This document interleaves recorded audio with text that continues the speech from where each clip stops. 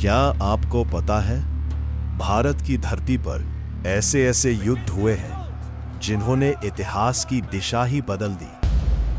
कुछ ने साम्राज्य खड़े किए और कुछ ने उन्हें खत्म कर दिया।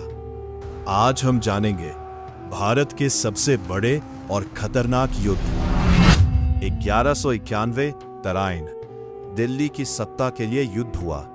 एक तरफ पृथ्वीराज चौहान, दूसरी तरफ मोहम्मद गौरी। भीषण लड़ाई के बाद जीत हुई पृथ्वीराज चौहान की।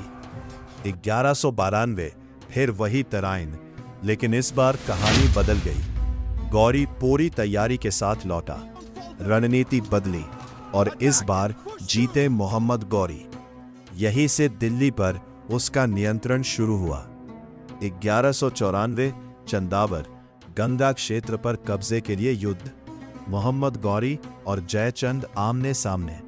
इस बार भी जीत गौरी की हुई और उत्तर भारत पर उसकी पकड़ और मजबूत हो गई। 1526 पानीपत, बाबर और इब्राहिम लोदी के बीच निर्णायक युद्ध।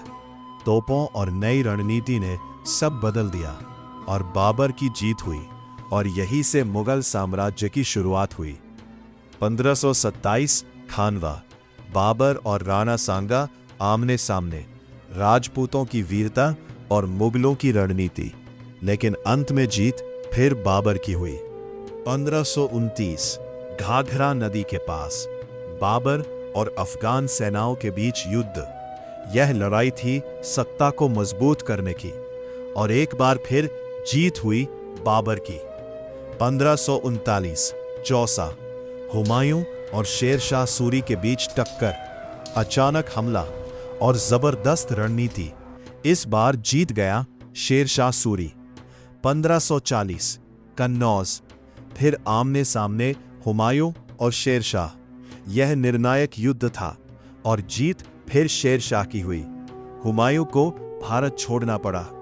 1556 पानीपत, अकबर और हेमू के बीच युद्ध। शुरुआत में हेमू आगे था, लेकिन एक तीर ने सब बदल दिया और अंत में जीत हुई अकबर की।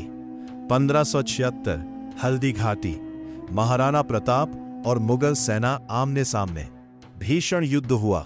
मुगल सेना ने मैदान संभाला, लेकिन संघर्ष खत्म नहीं हुआ।